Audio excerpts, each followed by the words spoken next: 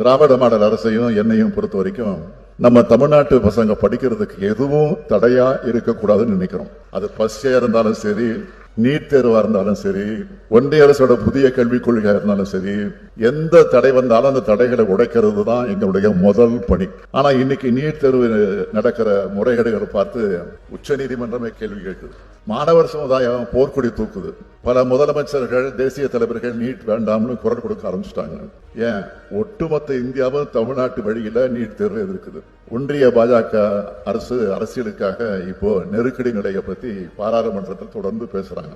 ஆனா நாம அவங்க கிட்ட கேட்கிற கேள்வி, நெருக்கடி நிலை காலத்துல ஒத்திசை பட்டியலுக்கு மாற்றப்பட்ட கல்வியை உடனடியாக மாநில பட்டியலுக்கு மாற்ற ஒன்றிய அரசு தயாரா இருக்கா?